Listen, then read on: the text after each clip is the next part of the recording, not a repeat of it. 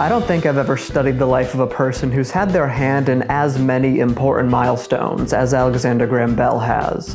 Sure, there's that one thing that everyone knows about him, but besides that, here's just a short list of some of the companies that he founded. AT&T. Boo! You stink! National Geographic. Columbia Records, and Bell Labs. Bell funded the creation of the Montessori school system. He created schools for the deaf. He transcribed the Mohawk language into written word to help preserve their culture. He advocated for the voting rights of women and minorities and for women to work in the same jobs as men. This coming from an old Scottish dude born in 1847. He's the one who came up with the phrase greenhouse effect to describe what the burning of fossil fuels was doing to our atmosphere, and he gave some of the first ever lectures on climate change. Helen Keller was one of Bell's many students when teaching deaf children. She once said about him, "You have always shown a father's joy in my successes and a father's tenderness when things have not gone right." Bell thought that sign language shouldn't exist, instead believing that lip reading should be the only practice taught in deaf schools to better incorporate the hearing impaired into hearing society. In addition, he felt that two deaf people should never be allowed to marry each other to prevent the creation of what Bell called a deaf race. Ideals which nowadays are firmly filed in this folder. He also may have accidentally aided in the death of the sitting president at the time, so he was a complicated guy to say the least. But none of that has anything to do with Bell's inventions. The fax machine, the first artificial respirator, the metal detector, the transmission of sound over radio waves. Yeah, we use that one pretty often nowadays. A few years before the Wright brothers flew, Bell had a machine which could fly under its own power, but couldn't be ridden by a passenger. And at the time that was seen as less impressive than what the Wright brothers did, but combine this unmanned flying machine with the previous invention of Bell's, and today we would call that a drone. But did Alexander Graham Bell invent the telephone?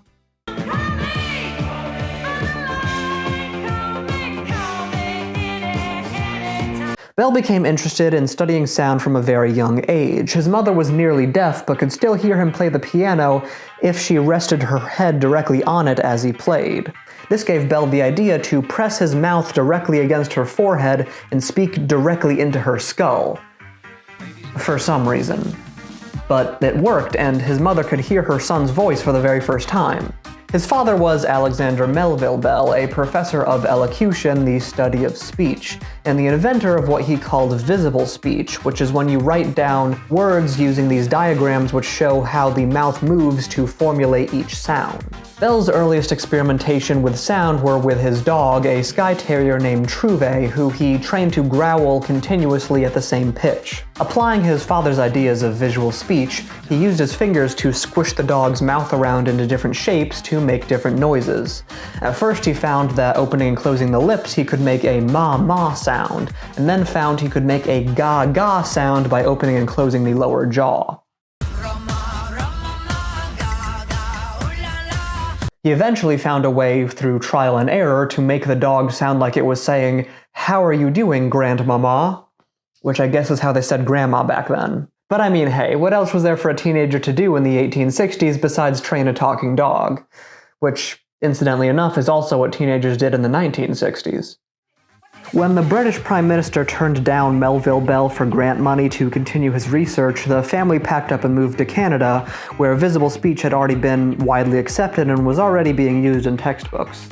Just as soon as his parents had moved into their new house in Canada, and Bell had gotten over his recent bout of tuberculosis, as well as the mercury and chloroform his mother had given him as a remedy, Bell went down to Massachusetts to begin teaching elocution. On a previous visit to North America, Melville Bell had met with Gardiner Green Hubbard, a wealthy lawyer interested in teaching the deaf to speak on account of his daughter not being able to hear. Hubbard got Bell his teaching job and funded his experimentation. Bell was convinced he could modify a telegraph machine to use as an aid in teaching the deaf to communicate.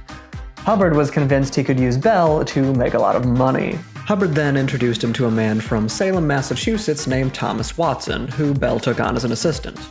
The famous pairing of Alexander Graham Bell and sidekick Watson would inspire Sir Arthur Conan Doyle to give Sherlock Holmes a sidekick of his own. And I guess he wasn't very creative with the names. The thing Hubbard wanted Bell to focus on at this point was something called multiple telegraphy, sending multiple signals at the same time down the same telegraph wire. In 1872, Joseph B. Stearns sent 2 signals at a time by telegraph. In 1874, a man named Elisha Gray created what he called the harmonic telegraph, capable of transmitting music electronically over a distance of about 300 feet. Both of these inventions were bought by Western Union, the company with the monopoly in the telegraph industry at the time. Also in 1874, Thomas Edison, or maybe someone who worked under him and he just took the credit, you never really know with him, sent 4 signals at a time by telegraph. The competition was steep, and unlike Bell, none of them had a day job. Hubbard was supportive of Bell's inventions because a breakthrough in multiple telegraphy would make them both very rich men. But in his mind, Bell's obsession with transmitting sound was going nowhere fast. Hubbard told Bell, "While you are flying from one thing to another, you may accidentally accomplish something, but you will probably never perfect anything." It's not like Bell invented nothing in these years. This is when he invented the fax machine. Well, not the fax machine. Some version had already existed for a very long time at this point, and both are a far cry from the thing you recognize from the movie Glass Onion and literally nowhere else. Hubbard was dead set against Bell working on anything other than the multiple telegraph, so he gave him an ultimatum. Drop the sound nonsense and quit the very teaching job Hubbard had helped him to get in the first place, and he would pay him a living wage and let him marry his 17-year-old daughter. Wait, how did we get here? The story of Bell's invention of the telephone is inextricably linked to his marriage to Mabel Hubbard. In 1875, Bell had found himself falling in love with his underage student and the daughter of his business partner. He would often comment on the sweetness of the 17-year-old's voice, saddened that she herself could not hear it. Bell was 28 when he decided to announce to the world, to Watson, to his parents, to her parents, to everyone besides her herself, that he was in love. Mabel's mother was seemingly the only one on board with this arrangement. She wasn't expecting any suitors to come for a deaf girl, even one who had family money. Teachers like Bell made even less back then than they do today. Bell's father Melville said he was too poor to provide for a wife at this time and he should just focus on his studies. Hubbard agreed, which is why he was now offering Bell a living wage. He had just been paying for his supplies and office space beforehand. So Hubbard put the aforementioned deal on the table. His daughter's hand in marriage, a living wage, provided Bell give up on teaching the deaf, presumably except Mabel herself. But what about, Mabel? Her initial response was to tell him she was too young to understand what love is yet, and he should wait and ask her again in a year or so. But after a few months, Bell's letters became too much for her father to ignore. It wasn't because an older man was in love with his daughter that Hubbard objected, no, it was because his business partner was on the verge of a major breakthrough but ignoring his research. Mabel didn't like being reduced to a bargaining chip, so she took it upon herself with her mother's permission to marry Bell with no strings attached. Still feels like she was coerced into it, but at the very least she was not traded for her father's financial gain. Anyway, the ceremony wouldn't happen yet. They were engaged, but Bell needed to make money first, because Melville was right. Bell didn't have enough money to provide for himself, let alone anyone else. Apparently, he would regularly beg Watson to buy lunch for him when they worked together. So they worked hard. Gray's harmonic telegraph was basically exactly what Bell and Watson were trying to make, and they hadn't done it yet. But they didn't give up hope because Gray had yet to be able to transmit speech. Both Bell and Gray's machines worked on the same principle. They had metal reeds which would vibrate to produce sound.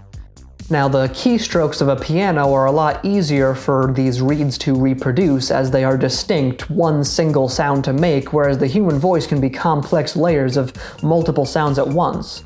And, well, you can just play a piano a lot louder than you're generally expected to talk over a phone. Bell knew the design needed major upgrades, and so he got an idea from an entirely different project he was working on.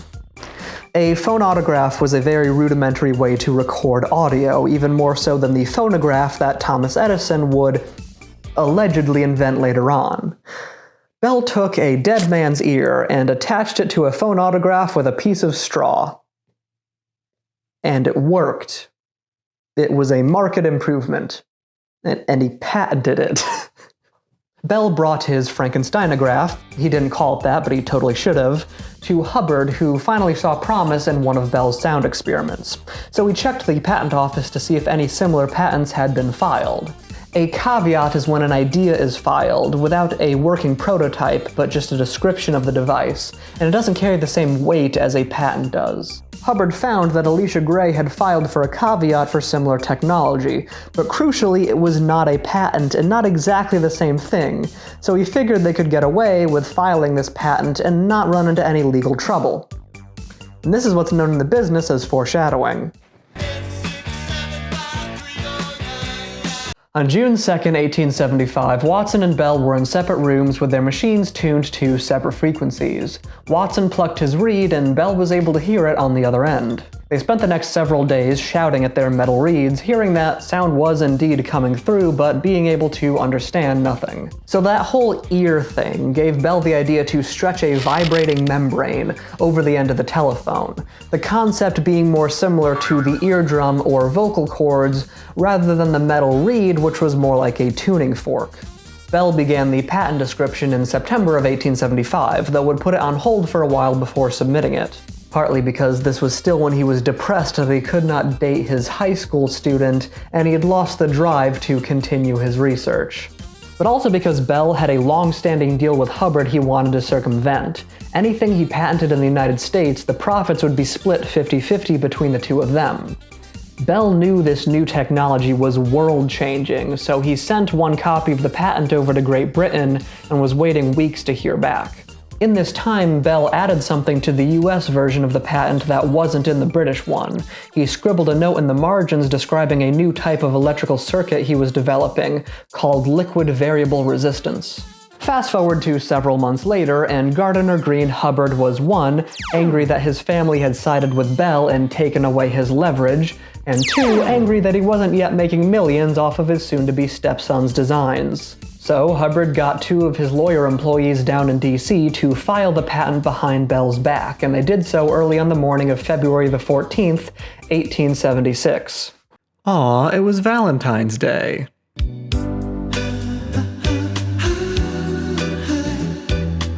Titled Improvement in Telegraphy, this would later be known as the most valuable patent ever issued. And that very same day, at that very same patent office, Alicia Gray would file an eerily similar caveat.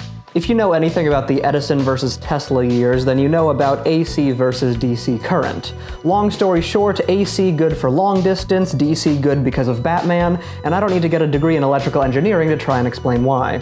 And you could probably get a good enough overview from that one epic rap battle of history anyway. But variable resistance was a major step in what would later become AC current, and was invented by... We're going to court over this, aren't we? Who technically filed their patents first that day is a debate I can't answer for you. Ask 10 different historians and you'll get 10 different answers to a question you think would only have 2 possible outcomes. Gray's side of the story, at least what he argued in court, is that he showed up first. So early in the morning the place hadn't even opened yet. But he filed a caveat, which ended up on the bottom of a large stack of papers, most of which were patents, and given priority over caveats. And therefore his paper wasn't filed till much later in the day, after the place had already closed. Legally, this matters a lot. Who gets to own the idea of the telephone comes down to this: who filed first. But I couldn't possibly care less about that. I don't want to know who owns the idea of the telephone. I want to know who invented it, who built it, and it worked. And that has nothing to do with 19th century patent law. Gray wrote a caveat, a proof of concept with no prototype. Bell had the patent and a working prototype. Sure, his original prototype didn't actually have this type of circuit, but he didn't write this in the margin for no reason. He wrote it because he and Watson had been continuing to tinker with and improve their telephone in those weeks between writing and applying for the patent. A different prototype with a liquid variable resistance circuit existed back in their workshop back home, unfinished. So yeah, I do see the point. Both of them filed without a working prototype. Bell could probably have filed for a patent for his original design and a caveat for the liquid variable resistance if 1, he was the one filing and knew this was all going on, and 2, if foreigners were allowed to file for caveats in the United States at the time. they weren't. Patents are much more expensive and difficult to acquire than caveats, and the shortcut that was the caveat was a luxury only afforded to citizens at the time. So Bell had to travel down to DC to explain the situation to patent examiner Ananias Fisk Wilbur. But while Bell was down there in DC defending his trillion-dollar idea, Watson was back home putting the finishing touches on their newest design. So there you have it. Thomas Watson invented the telephone. Video over. Okay, so on March 10th, 1876, with their newly upgraded liquid variable resistance transmitter they'd been working on, Watson hears Bell say, "Watson, come here, I want to see you," through his end of the phone. Watson replies, "Mr. Bell, do you understand what I say?" That night, Bell wrote to his father, "Articulate speech was transmitted intelligibly this afternoon. I feel that I have at last struck at the solution of a great problem, and the day is coming when telegraph wires will be laid on houses just like water or gas, and friends will converse with each other without leaving the home." And boom, phones, they exist. Now we can get to the lawsuits. William Orton was the head of Western Union. He had turned down offers to buy Bell's patents before, mostly because he hated Gardner Green Hubbard, and I guess Hubbard was too stubborn to ever send anyone else as the middleman.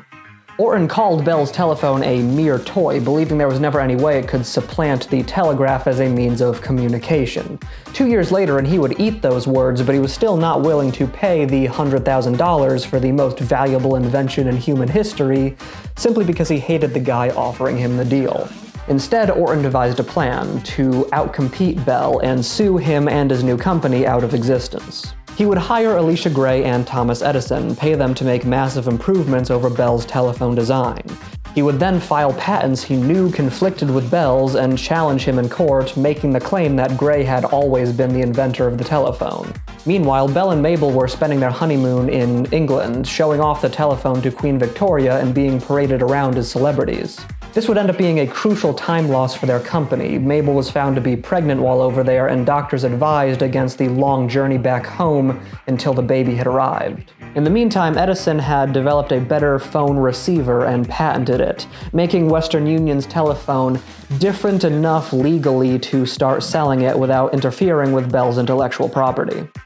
Orton owned all of the telegraph wires in the country and refused to share them, so Bell and Hubbard had to buy their own wires and lay them out across every city they planned on selling their phones in if they wanted to sell any at all. On top of that, Edison had just begun implementing electric street lights into cities at this time, which were showering sparks all over the phone lines, and Bell's lines were simply running on bare, uninsulated copper wires, which... how did he not set literally every city in America on fire? It was during these years where Edison actually had a bigger stake in the telephone business than Bell did that he got us all to answer the phone by saying hello. Hello, can you hear me? I'm in New Jersey. dreaming about How to make money.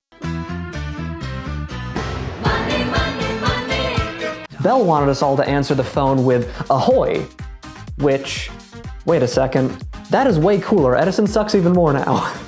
Orton's lawsuits were never about who invented the telephone. They were simply about if Elisha Gray's caveat for liquid variable resistance meant that Bell's telephone patent should never have been approved in the first place. In the courtroom, much of the discussion centered around patent examiner Ananias Fisk Wilbur, the guy who had frozen the caveat and patent, not allowing them to go through because they were too similar, until Bell came down to explain the situation to him. Now, he had owed a lot of money to one of the two lawyers Hubbard had sent down there to begin with, because he was a major gambler. At first he said he showed the lawyers Gray's patent and that the scribbles in the margin of Bell's patent were put there the day of, without his knowledge, by the lawyers. He would later state that Bell himself had paid him $200 to sneak a peek at Gray's caveat, which, well, Bell wasn't even there and didn't know the patent was being filed, so no. He would later retract all of those statements before affirming them again in a later lawsuit. The reason I'm telling you all this is because I'm playing both sides so that I always come out on top. The courts eventually sided with Bell, giving him and what we now know as AT&T a 12-year-long monopoly in the telephone industry. Mabel wrote to her husband after he defeated Western Union in court for the last time. "I understand less and less how simply by your right you have beaten him. Him, the most powerful man in this country and willing to spare no expense, honest or dishonest, to conquer you." This is the only thing William Morton is known for today, the man who didn't buy the telephone. You'll only hear his name mentioned in lists of the worst business decisions of all time. And why Western Union today is, well, whatever Western Union is today. I've heard the name, I don't know what they do. They probably do something. That thing is not owning a monopoly over the entire telecommunications industry. Elisha Gray would go the rest of his life publicly claiming to have been cheated out of his rightful place in history as the inventor of the telephone, meanwhile sending private letters to Bell claiming the exact opposite and only being mad about the variable resistance thing. Thomas Edison would go on to become Thomas Edison, and everyone lived miserably ever after. I'm the light bringer. I'm the Fudging. universe. So Bell invented the telephone, right? Yeah, no. No, he didn't. Remember that vibrating membrane Bell made inspired by the disembodied ear? That was finally the thing sensitive enough to carry a person's voice through the phone rather than just music? It consists of a vibrating diaphragm and a magnet electrified by a spiral wire that wraps around it. The vibrating diaphragm alters the current of the magnet. These alterations of current, transmitted to the other end of the wire, create analogous vibrations of the receiving diaphragm and reproduce the word. That is the description of Antonio Meucci's electromagnetic telephone. From 1856. The telephone was invented when Bell was 9 years old. He didn't even have a talking dog yet. Meucci was poor, that's all there really was to it. He rarely had the funds to further his research. He slowly improved his phone through the years, but mostly just used it as a convenient way to communicate between his wife and him from their second-floor bedroom to his laboratory in the basement. Almost 20 years after its invention, in 1871, Meucci finally had the money. Not for a patent, but for a much cheaper caveat. By 1874, Meucci had other inventions not related to the telephone that actually stood a chance of making him and his family money, and he was willing to shell out the money to patent them. The $10 yearly fee to keep up with his telephone caveat was no longer in the budget. Not that I imagine Gardner Green Hubbard would have cared if the caveat was still on file anyway. He kind of has a record of just ignoring those and winning in court if it comes up later. And it did. Even though the caveat had expired, Meucci sued, and was in an even longer legal battle with Bell and Hubbard than even Gray and Western Union. Supposedly, it was looking like he was even going to win until Antonio Meucci passed away in 1889, and his claim to the telephone died with him. Or did it? In 2002, the US House of Representatives passed a resolution to formally recognize Meucci as the true inventor of the telephone. Immediately afterward, Canada passed a resolution to affirm that Bell was the true inventor, as they still see him as one of their national heroes, and well, this argument is still ongoing. My take on this? Well, Bell definitely didn't know anything about Meucci when he was doing his experimentation, or else he would have come to those conclusions a lot faster because the research was already there. So I think what's fair to say is that they both invented the telephone independently of one another. But it was definitely not invented by Elisha Gray. So we're done with phones, but remember in the beginning of the video when I said this? He also may have accidentally aided in the death of the sitting president at the time, so he was a complicated guy to say the least. Yeah, I feel like that needs a little bit of context. I'm only one call away. On July 2nd, 1881, a man named Charles Guiteau would shoot then-President James Garfield in the back, severely wounding but not killing him. Guiteau was supposedly an avid Garfield supporter who had given speeches supporting his candidacy, but was also basically a stalker. He thought that his outspoken support for Garfield and the dozens of people his speeches had reached had single-handedly put the man in office, and therefore he demanded to be given some high-powered government seat as payment. After Guiteau was escorted out of the White House on multiple occasions, just 6 months into his presidency, he turned on the man he had idolized. And he eventually would say that God had told him to pull the trigger. said I killed Garfield, I'll make no denial.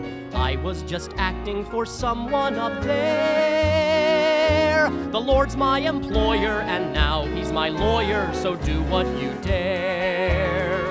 The person brought in to try and save the life of the president was Dr. Willard Bliss. That's his name, not his title. His title was Dr. Willard Bliss.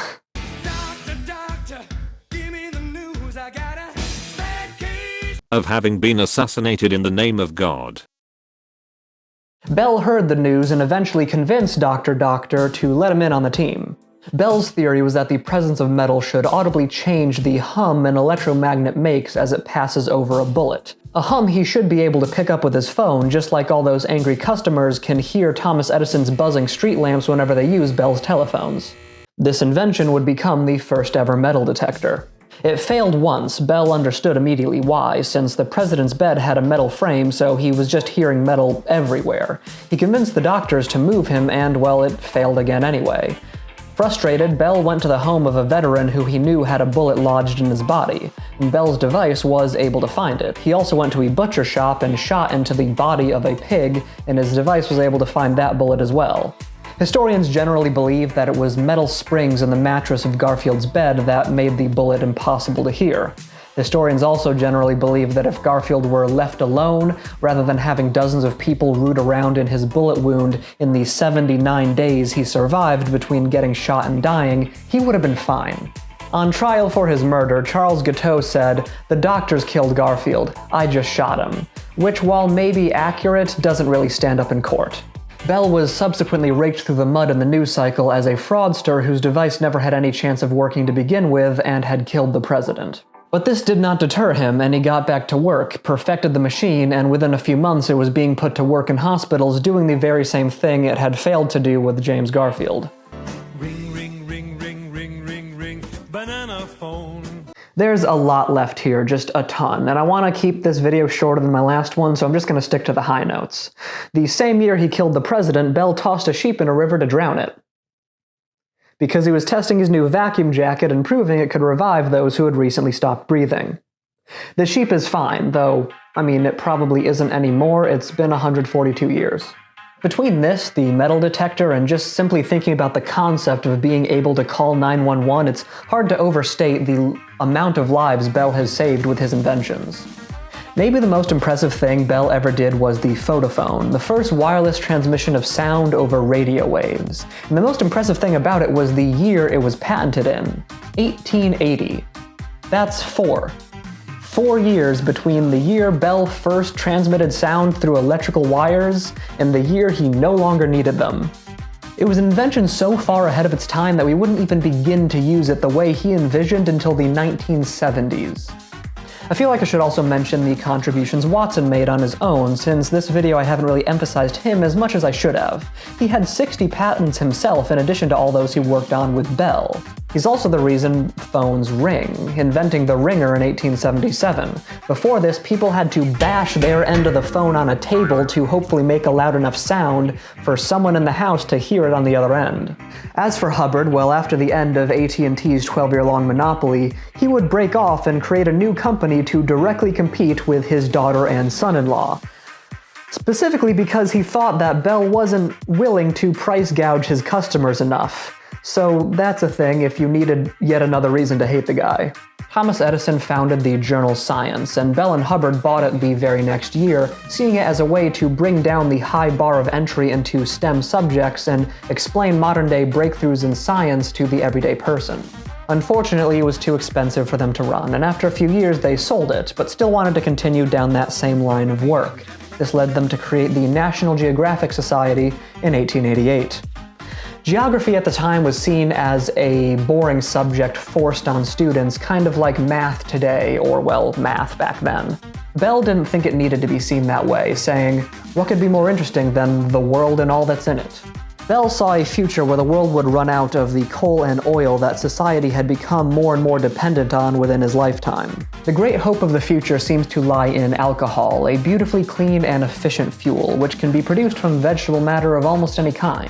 The waste products of our farms are available, and even the garbage from our cities. In Bell's time, the majority scientific viewpoint was that more CO2 in the atmosphere would cause a cooling effect because it would blot out the sun. I'm inclined to think that we would have a sort of greenhouse effect. A whitewashed glass house cuts off a large portion of the sun's heat from the interior of the greenhouse by reflecting it away. On the other hand, it prevents the escape of heat from the interior. The radiant heat is reflected back into the greenhouse instead of escaping, and the conducted heat also, in large measure, is retained because the glass is a non-conductor of heat. The net result is that the greenhouse becomes a hothouse. So yeah, I kinda wish we had listened to that one. On August 2nd, 1922, Alexander Graham Bell died due to complications from diabetes. All AT&T calls across North America went silent for 1 minute in mourning. A tradition AT&T continues by dropping calls to this very day. For all he did in life, Bell did have one regret. He thought he failed in his mission to make life easier for the deaf community. I did not succeed in making an apparatus in which a deaf child could look and see the vibrations of speech. It did not enable the deaf to see speech as others hear it, but it gave ears to the telegraph. He did certainly love giving ears to already existing technology. Helen Keller wrote that Bell dedicated his life to the penetration of that inhuman silence which separates and estranges.